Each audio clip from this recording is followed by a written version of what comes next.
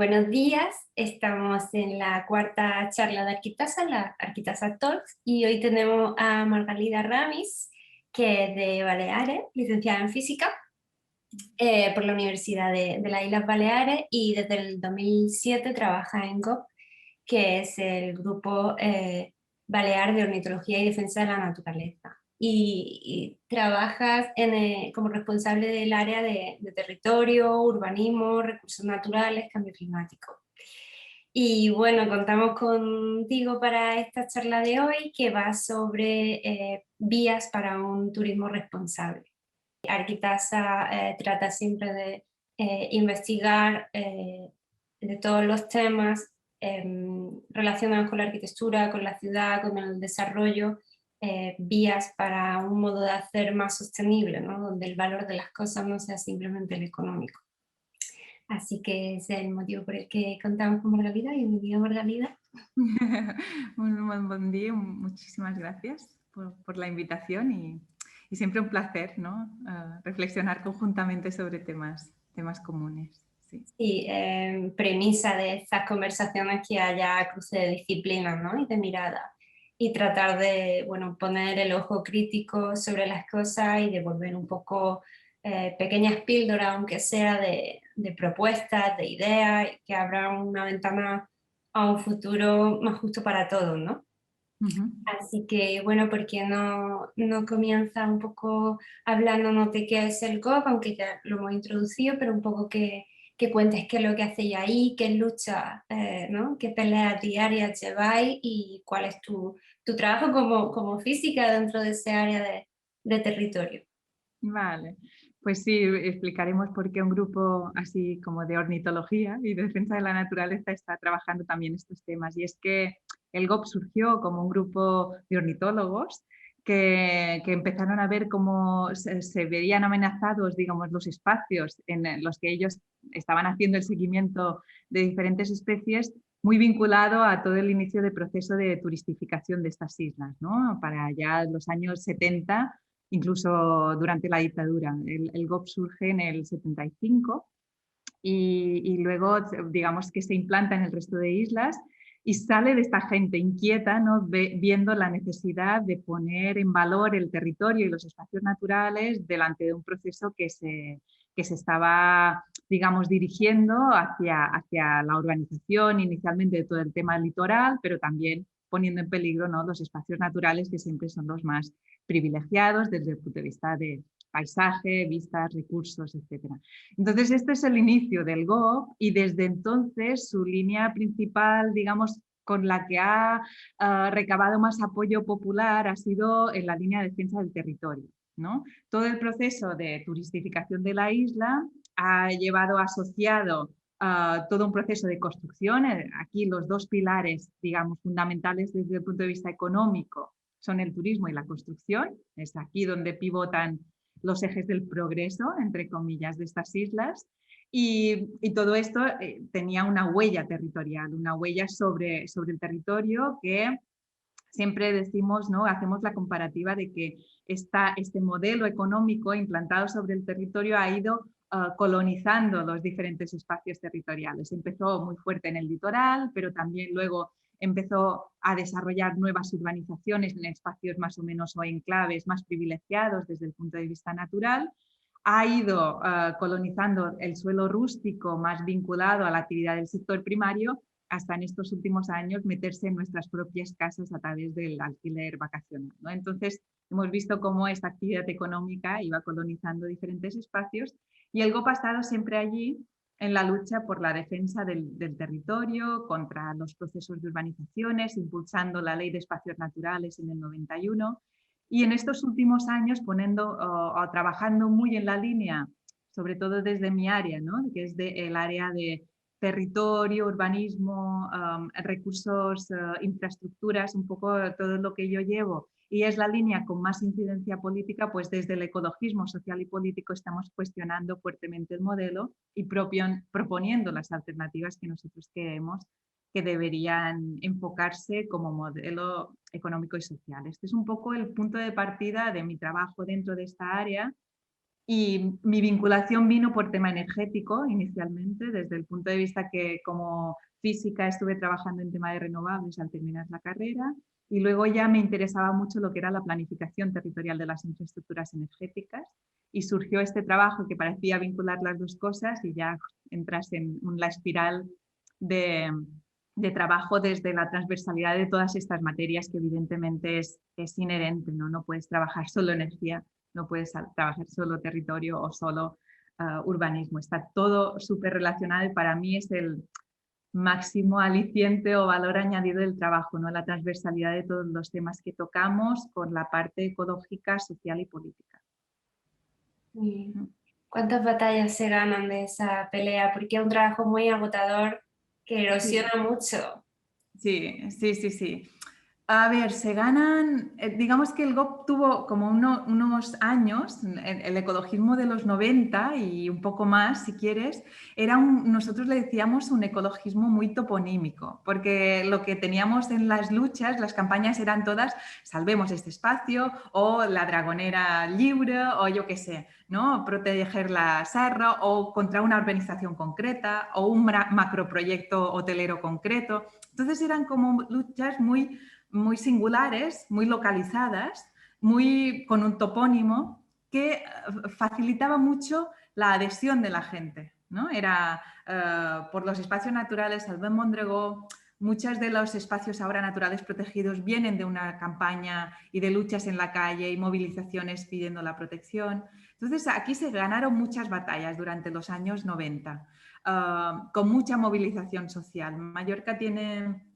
Yo creo que la historia de la conciencia y del sentimiento como de identidad territorial fue muy fuerte en esos años, ¿no? Y la gente salía mucho a la calle para defender el territorio de los procesos de urbanización. Entonces, eso fueron años de muchas luchas largas, pero con mucho apoyo popular y ganadas. Ahora ha cambiado mucho el panorama. Ahora, digamos, nada es tan específico, sino que las batallas son mucho más difusas. Los actores en estas batallas son mucho más dispersos y alejados de lo que es la posibilidad de incidir desde la sociedad sobre ellos. Hablamos ahora de fondos de inversión, de procesos globales, de unas lógicas de mercado que van mucho más allá del territorio local, que no se deciden aquí, ¿no? Como estas lógicas de las cadenas globales de producción, con el turismo como un gran eje, ¿no? de los últimos años del capitalismo y es mucho más difícil que la gente entienda cómo se conciben estos procesos, ¿no? Y el grado de perversión que incluyen, porque muchas veces vienen asociados con relatos, ¿no? Sociales o incluso verdes, ¿no? Y ahora lo vemos mucho con los fondos europeos y todo el tema de la transición verde y digital, cómo se está vendiendo un relato que en realidad lo único que esconde es la perversión de seguir con el mismo modelo para que nada cambie, ¿no? Que parezca que todo cambie para que nada cambie. Entonces esto cada vez es más difícil y esto últimamente está siendo muy agotador. Necesitamos como encontrar muchas sinergias con otras luchas, con otras ciudades y otros territorios en procesos similares para no perder el norte y para no perder la cabeza y para no decir, no es una paranoia nuestra, realmente es así y las lógicas van mucho más allá de nuestro territorio local y las decisiones se toman mucho más allá de los ámbitos en los que estamos acostumbrados a tener capacidad de incidir desde la movilización social, ¿no? Entonces cada vez está siendo mucho más complejo y más desgastador, efectivamente. Sí. Sí, el lenguaje se ha complejizado mucho y también hay mucha apropiación de términos, ¿no? Que Total. a las personas que no están en esa batalla diaria, entiendo que al público general que no está especializado en una de estas materias, le tiene que costar mucho también diferenciar un poco el bien y el mal, ¿no? En términos así como muy genéricos, porque además hay muchos grises, ¿no? Por ejemplo, el tema de las energías renovables, ¿no? Que ahora bueno, todos estos planes nuevos que hay de desarrollo, macro proyectos de renovables que arrasan el paisaje Total. y acorralan a las poblaciones rurales, ¿no? Entonces, para una persona que no es una ingeniera, no es una planificadora de territorio y es como prueba a ver renovables bien, renovables mal, ¿esto qué es? ¿No? Ese tipo de cuestiones, hacer esa traducción y llegar a las personas individualmente y colectivamente, tiene que ser un proceso muy complejo. Sí, ahora esto nos está costando mucho. Mucho porque la gente lo lee como una especie de incoherencia del ecologismo, ¿no? O lo mismo sucedía hace unos años cuando todo el tema de la explosión del alquiler vacacional, ¿no?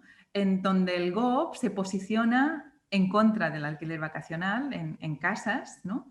Y hubo una disputa interna dentro de la organización, pero era un reflejo de lo que estaba en la sociedad, de gente que decía, bueno, ya había llegado la hora de democratizar los beneficios del sector turístico y nosotros queremos también formar parte de ello y gracias a esto nosotros tenemos posibilidad de, ¿no? Entonces, Sí. claro, era un discurso muy perverso. Y con las renovables ahora mismo, aquí en suelo rústico sobre todo, es un tema en el que cada vez que salimos pidiendo una moratoria, una planificación territorial de estas infraestructuras o sencillamente que haya una prioridad para mantener las tierras fértiles en lugar de arrasar con los árboles que hay y sembrar placas, entonces aquí nos encontramos con mucha gente que nos tira los trastos a la cabeza o incluso se da de baja de socio, ¿no? Porque no entiende y porque el discurso es tan complejo que cuesta trasladar de una manera más o menos fácil a la gente. Entonces la gente lo que recibe es bueno, siempre habían estado pidiendo renovables y ahora que están las renovables, ahora dicen que no. Eso Ahora no siempre. renovables, no, claro. Ahora renovables no. Y nosotros no decimos renovables no. Decimos renovables no a cualquier precio. ¿Y quién se está beneficiando de estos gran proyectos? Para mí es la cuestión, ¿no? Al final a que tener que trasladar a la sociedad es quién se beneficia realmente de estos proyectos. Son proyectos colectivos de base comunitaria, de autoconsumo para los propios payeses que viven del campo y para el campo. ¿Son esta la realidad que esconde la inversión de estos macroproyectos? No. Y esto lo mismo en el alquiler de casas. ¿Quién se está beneficiando mayoritariamente de la apertura de las casas y con los desahucios que hay por alquiler ahora mismo, con una situación de emergencia habitacional porque no hay casas accesibles a un precio razonable en una sociedad cada vez más precarizada? ¿Quién se beneficia de todo ello? En cuanto tienes que entrar ahí. Y entrar ahí desde el ecologismo muchas veces también no es fácil, ¿no? Entonces, los equilibrios ahora mismo son difíciles y resulta que tenemos que poner mucha energía en desmontar falsos mitos que no sustentan el cambio y la transición a la que tenemos que ir a marchas forzadas porque el tiempo nos está acabando por otras razones, ¿no? Como el cambio climático o los desequilibrios ecológicos que hemos generado y que ya nos están pasando factura. Y la pandemia es una muestra más, ¿no? de estos desequilibrios y desigualdades que ha generado un modelo que no se quiere cuestionar, se quiere pintar de verde y con esto ahora mismo no es suficiente. Totalmente. Sí, de cada propuesta existe una perversión.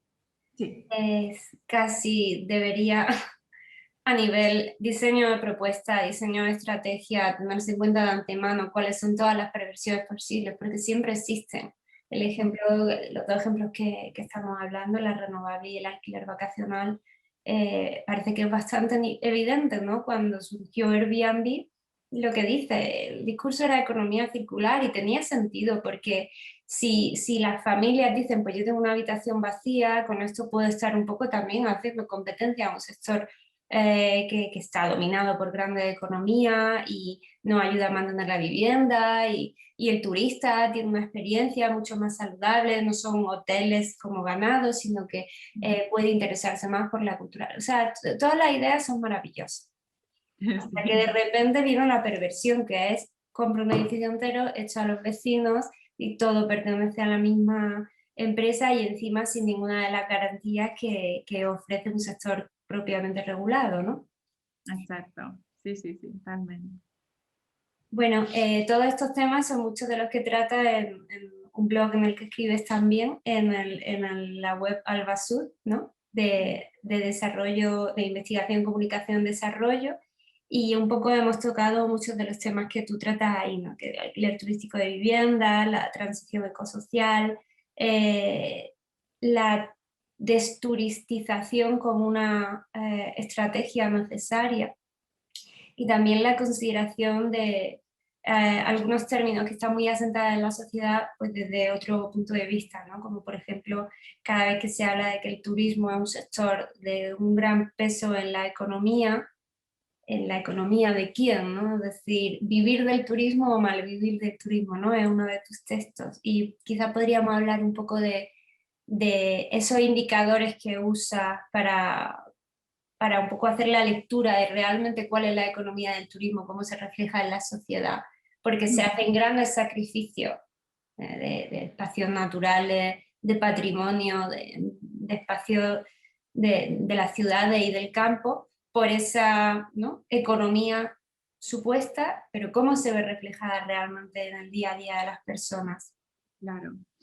A ver, yo creo que ha sido como todo, ¿eh? Como todo ha sido un proceso en el que hemos perdido un poco la capacidad de controlar las consecuencias que evidentemente todo proceso conlleva. Tú siempre tienes te puedes fijar en las ventajas de apostar por un determinado modelo, pero siempre tienes que tener un ojo en los desequilibrios o desigualdades o incluso consecuencias negativas que genera este mismo proceso. Entonces, aquí es una sociedad en que le ha costado mucho cuestionar los efectos negativos que el turismo iba generando, ¿no? Entonces, y el modelo de turismo que teníamos, no solo como modelo económico, sino también dentro del modelo económico, el sector turístico, donde se enfocaba. Por ejemplo, yo qué sé, decirte, por ejemplo, que aquí no hay ningún camping en Mallorca.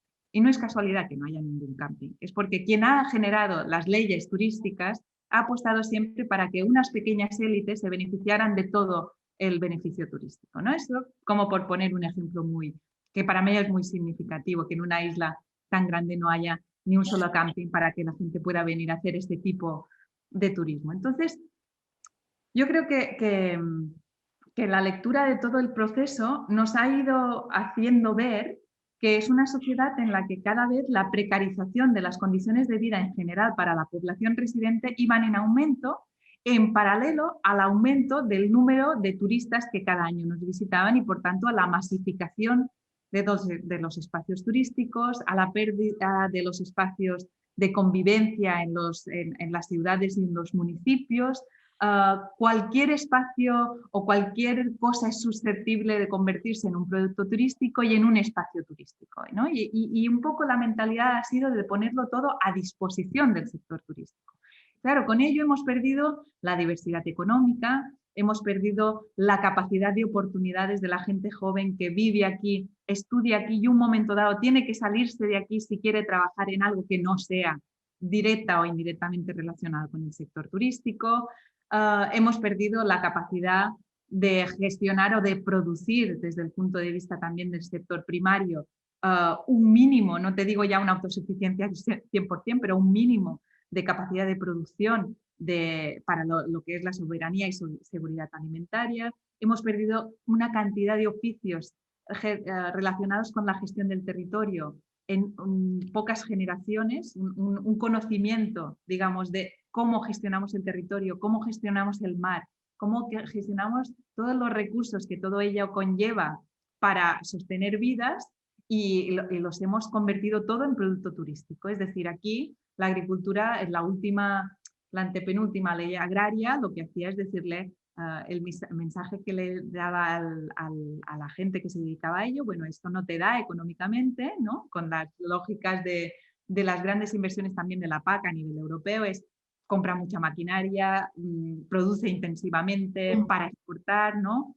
Con este modelo, pero aún así no te da, entonces dedícate a complementarlo con la actividad turística y nosotros decíamos, no es un complemento, es una sustitución, a largo plazo es una sustitución.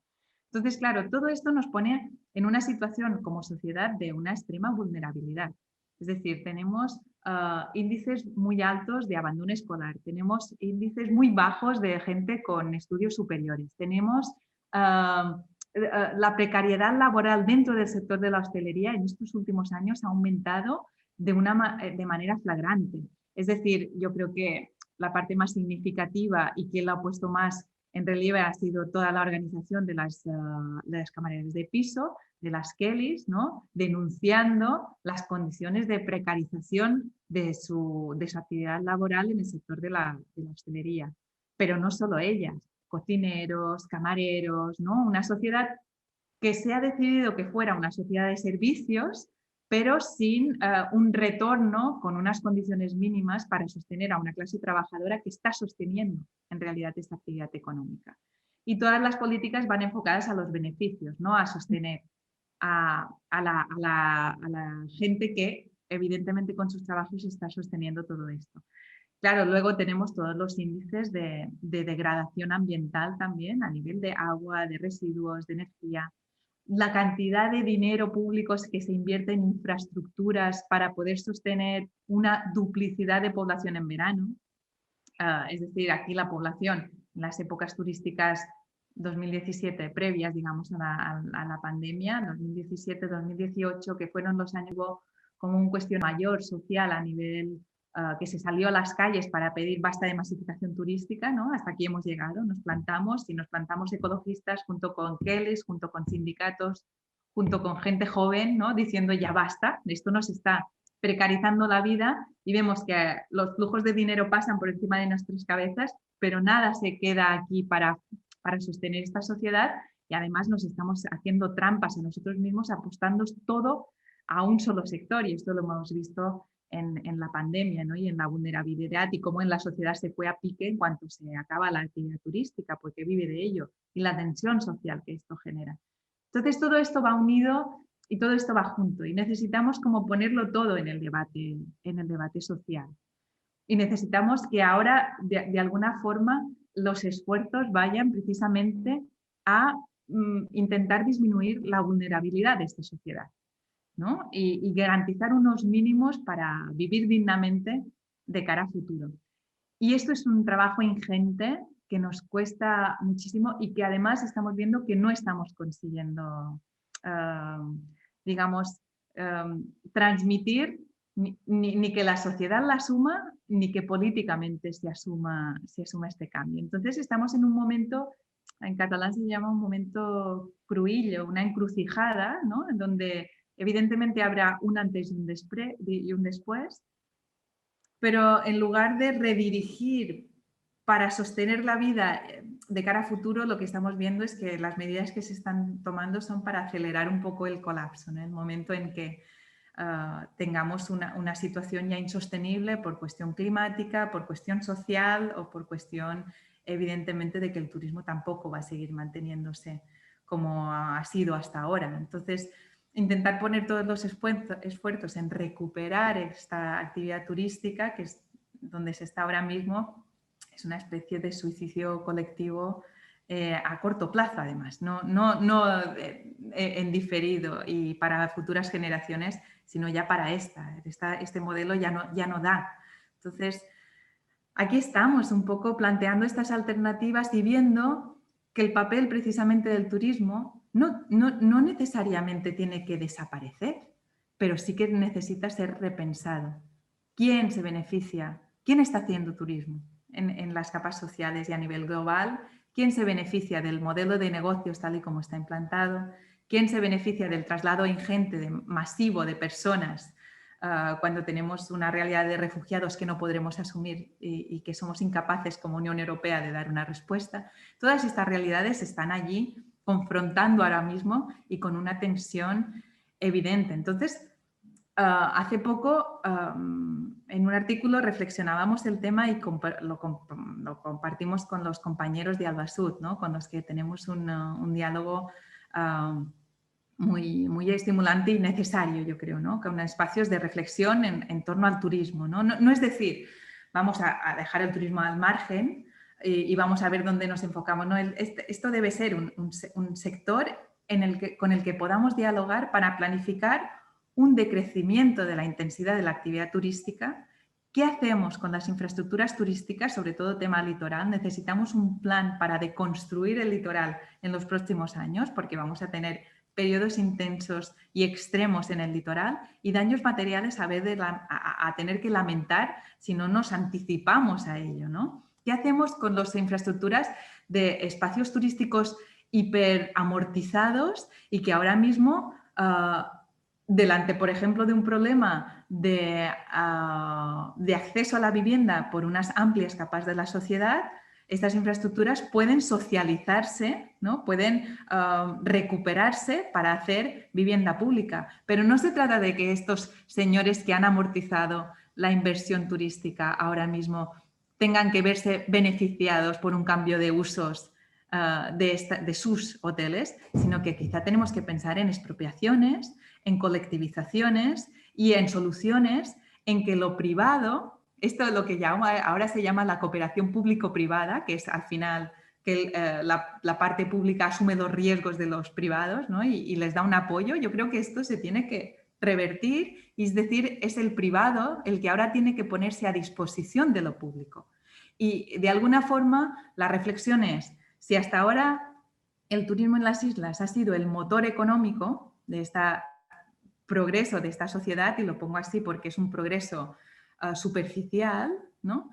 Ahora quizá puede ser el momento en que el sector turístico sea el motor de la transición, es decir, necesitamos fondos y necesitamos presupuestos para hacer una transición, para ver qué hacemos con todas estas infraestructuras, para dejar de invertir en paseos marítimos, ¿no? Para dejar de poner el objetivo y el foco en la generación de riqueza vinculada al sector turístico y poner el foco en cómo vamos a sostener la vida aquí a futuro, con el reto climático y con todo lo que implica de poner en riesgo los recursos hídricos, poner en riesgo la biodiversidad y poner en riesgo los suelos fértiles y la capacidad de producir alimentos.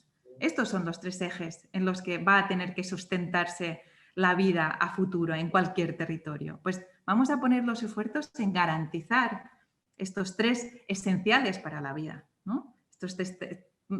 Es que sin esto no hay vida. Sin biodiversidad, sin agua y sin fertilidad del suelo, es que no hay vida. Entonces vamos a poner los esfuerzos aquí.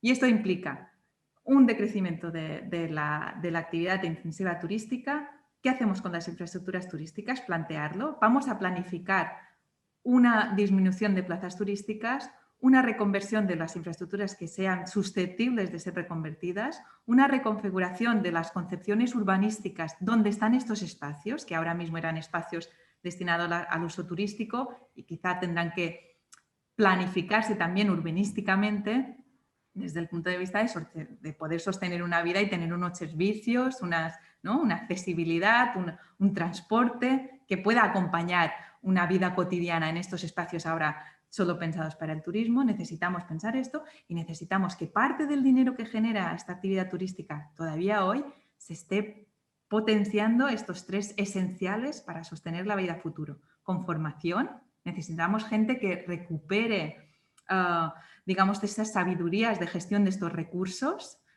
desde el punto de vista de bien común y no para usos, ¿no? De bien común y no para usos privativos y de lucro. Necesitamos enfocar hacia procesos de investigación e innovación, en procesos que nos permitan adaptarnos a las condiciones que van a cambiar sí o sí. Y necesitamos, sobre todo, sostener una sociedad dándole un mínimo, ¿no? Para poder hacer esta transición.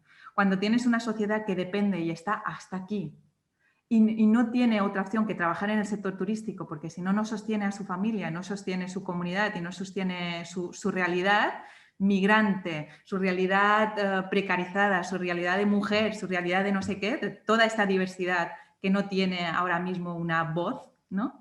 Cuando tienes una sociedad así al límite, evidentemente hacer una transición puede ser muy violento. Entonces necesitas sostener esta sociedad para transitarla y darle la oportunidad de tejer su futuro hacia otros objetivos y con otras garantías. Claro, esto es una cuestión, es un trabajo ingente desde el punto de vista estratégico. Necesitas volver a repensar cómo esta sociedad se implanta en el territorio, qué sinergias genera la sociedad con el territorio del que vive, con los recursos que le proporciona, y además dedicar una parte de sus esfuerzos y sus políticas a regenerar todo aquello que hasta ahora ha sido sencillamente expoliado. Es una visión es un cambio muy drástico de planteamiento, pero necesitamos pensar que estas utopías pueden ser reales y deben ser reales y necesarias. Y para esto necesitamos sentarnos todos los actores y todos los sectores, ¿no? Y plantear como una visión más de futuro y colectiva. Y en esto el sector turístico lo necesitamos sentadito con nosotros, trabajando, no defendiendo solo sus intereses, porque son intereses muy a corto plazo.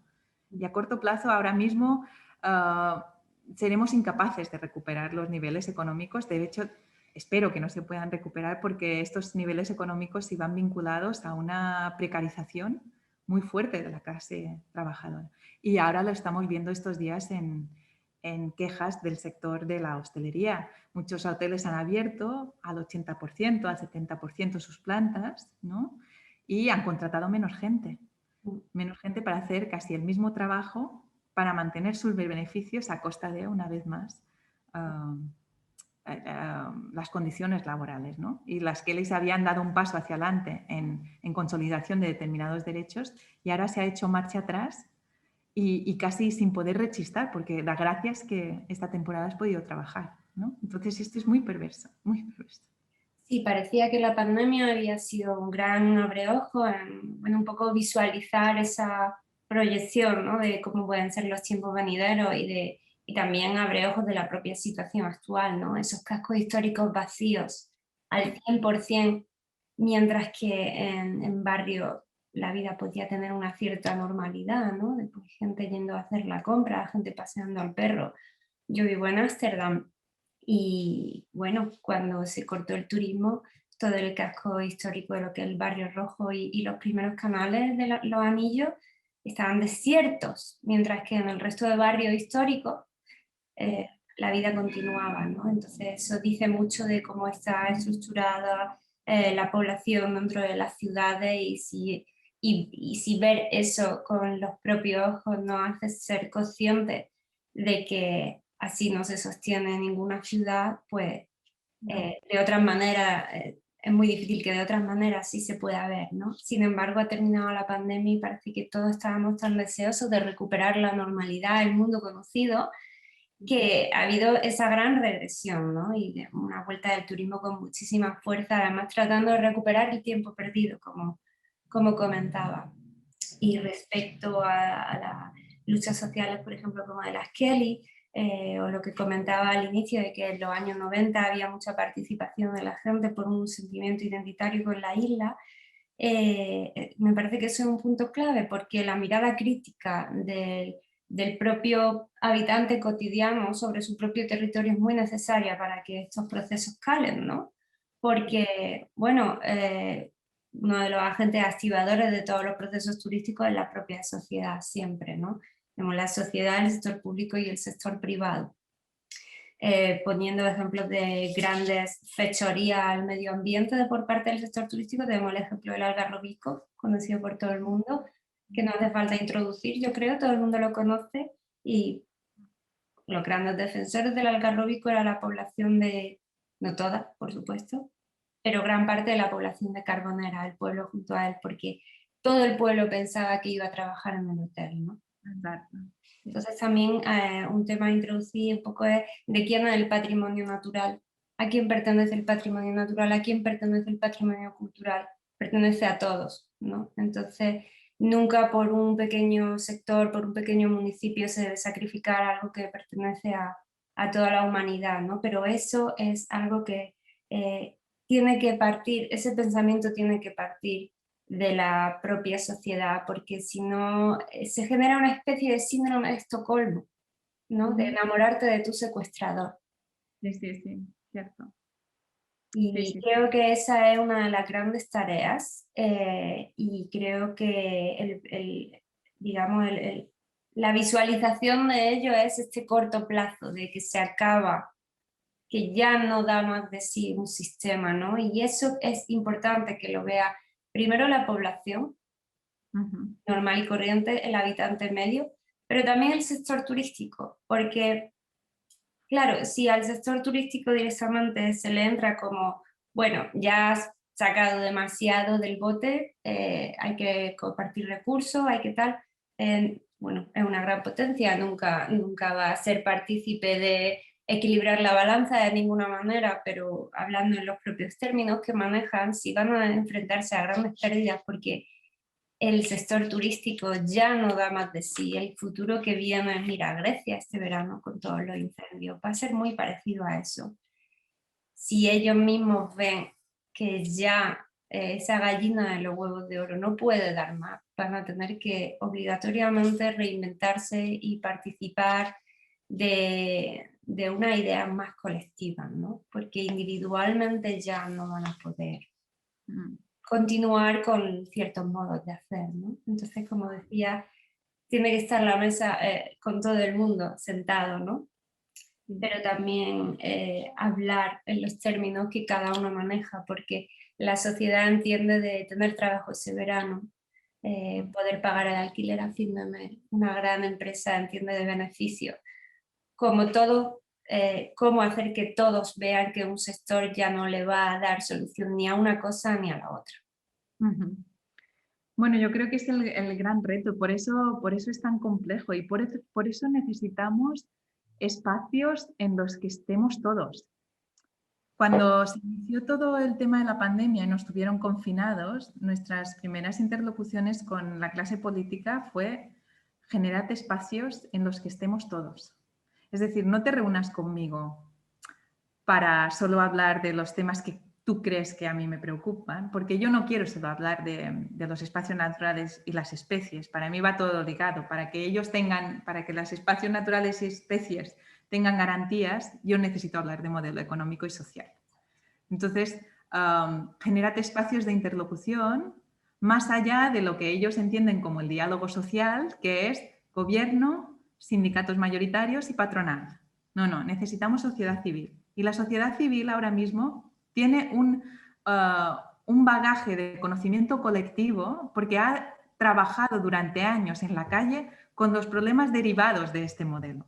Es decir, tenemos experiencia con la parte de exclusión, que se excluye de este modelo, con las realidades sociales que están al margen de lo que se vende como beneficios de este modelo, con los impactos negativos que genera, con las desigualdades que genera y los desequilibrios. Entonces, los que estamos en la calle, todos estos movimientos sociales debemos estar a la hora de redefinir a partir de aquí hacia dónde despegamos, ¿no?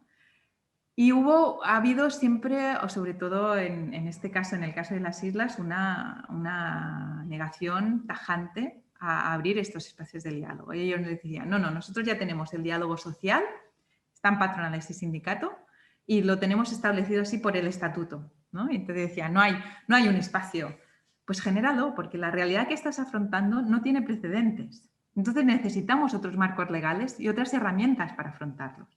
Y quizá va a ser más complejo. Seguramente, necesariamente va a ser más complejo porque la realidad es más compleja y porque nadie nos ha dicho, no venimos de una crisis conocida, venimos de una crisis sin precedentes. Se junta la pandemia, se junta la emergencia climática, se junta la emergencia social, se junta la emergencia desde el punto de vista también de lo que son los valores del patriarcado y el machismo, que todo está como muy ligado, ¿no?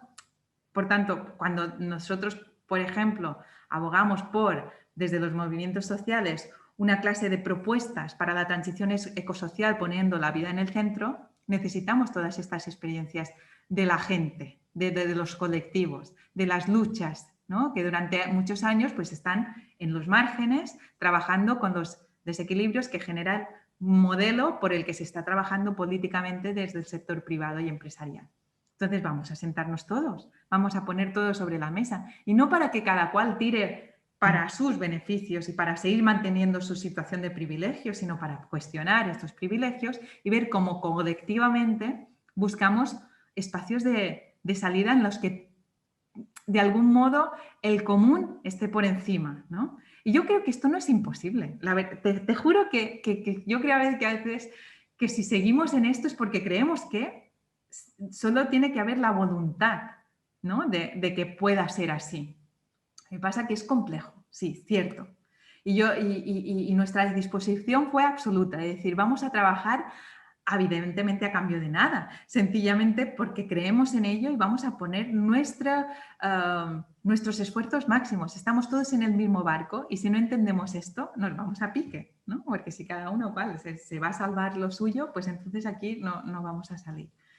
Y esto ha sido una negativa total y rotunda de generarse estos espacios donde pensar cómo decrecemos turísticamente, para pensar cómo favorecemos determinados sectores que necesitamos para garantizar la vida a futuro y que no sea la iniciativa privada que los esté pensando en función de su margen de beneficios. Es decir, poner todo esto sobre la mesa ha sido súper, bueno, ha sido imposible.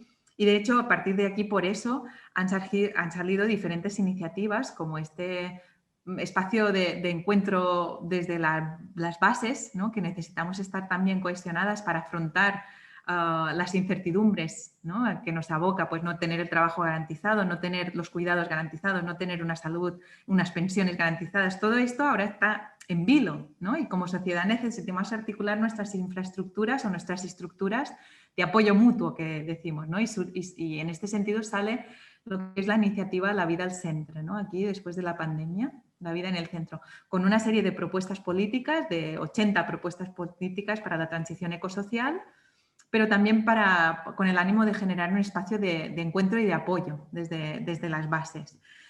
Pero sale otra iniciativa que es el Foro Social de Entidades para la Reconstrucción, que le dijimos, y aquí es un poco más amplio y tenemos a pequeño y mediano comercio, tenemos a sindicatos, tenemos digamos, colegios profesionales, desde los arquitectos a los licenciados en ciencias ambientales, el ecologismo. Estamos todos en una mesa y como no nos han generado estos espacios de interlocución política para pensar las alternativas, hemos generado nuestras mesas de trabajo para ver cómo en lo social, en lo energético, en lo económico y en lo turístico generábamos propuestas para lanzar a la sociedad y para lanzar a los interlocutores políticos. Y de aquí ha salido una propuesta de reconversión del sector turístico con una experiencia que en este caso, en el caso de la Mallorca, no es nueva.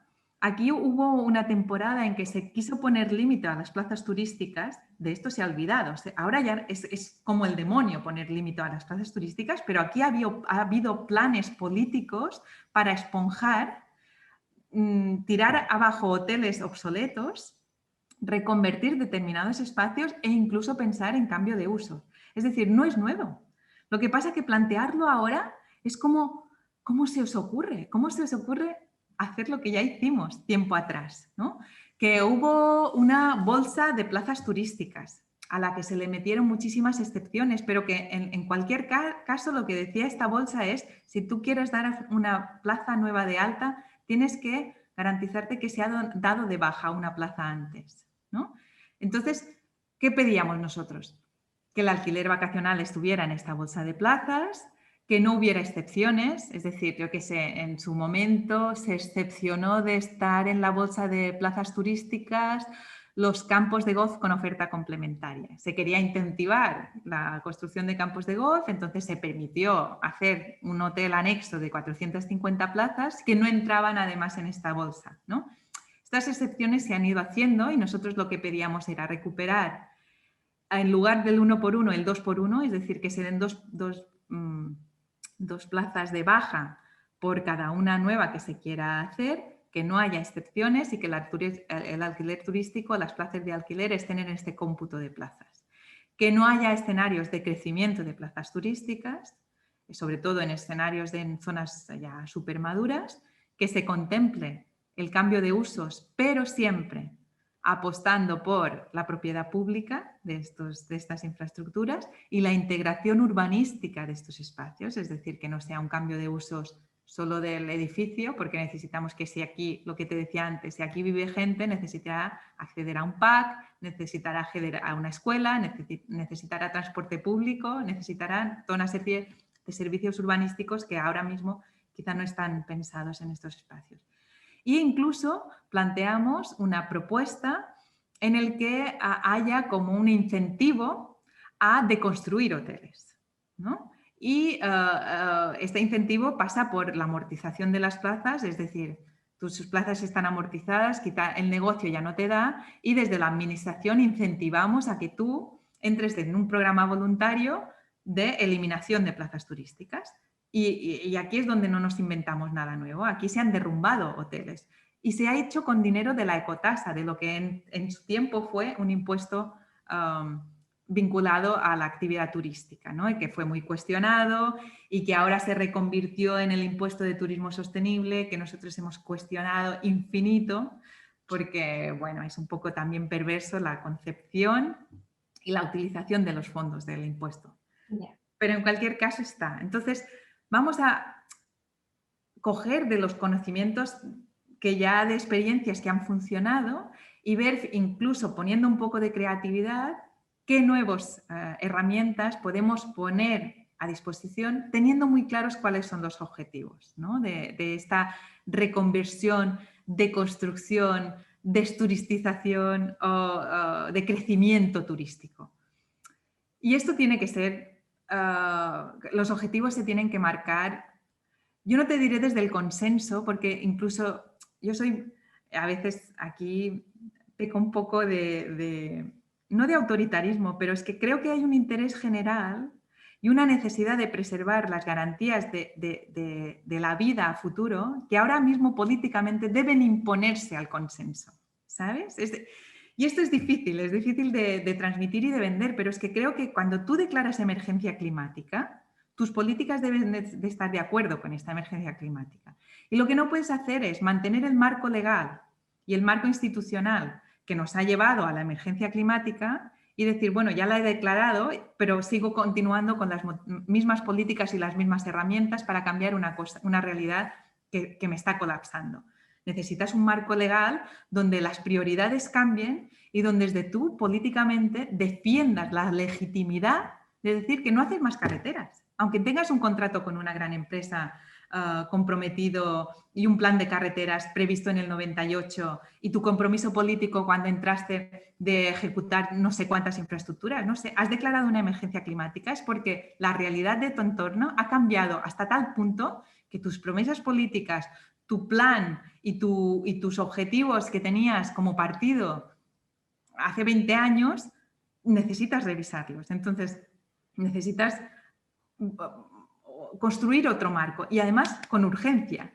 Y esto implica unas otras prioridades desde el punto de vista presupuestario, implica otras prioridades políticas e implica que tú te creas con la legitimidad de hacer determinadas actuaciones, aunque sepas que los intereses privados van a venir y van a impugnarte estas decisiones y van a decirte que atacas a sus intereses y van a judicializar todos los procesos. Pero tienes que estar allí para defenderlo y para lucharlo y quizá en algunos casos pierdas, pero en cuanto ganes tendrás un precedente que te dará mucho juego luego, ¿no? Entonces, cuando tú, Londres, paras una ampliación del aeropuerto políticamente porque dices yo, como responsable político y creyéndome en la emergencia climática, no puedo autorizar una ampliación del aeropuerto, seguramente tendrás unos intereses que vendrán a atacarte como lobos, ¿no?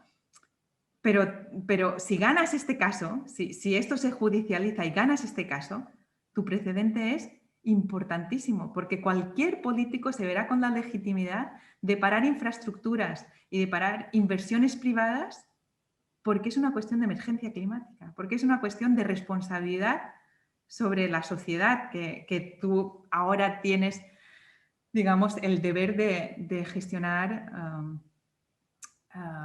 sus recursos, ¿no? Entonces, yo creo que este es el talante político que ahora se necesita, ¿no? Y que no lo vemos con suficiente, bueno, no lo vemos ni con suficiente ni con poco. En algunos países quizás sí, pero aquí ahora mismo no.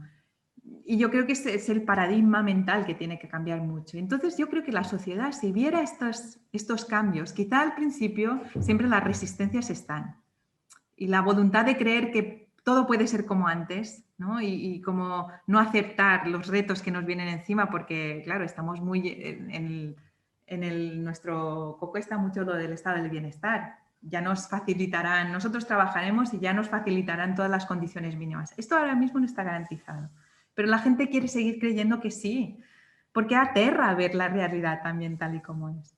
Pero yo creo que si tú ves un lideraje político muy claro y determinado a sostener las personas antes que los intereses económicos, yo creo que las resistencias desde la sociedad también bajarían.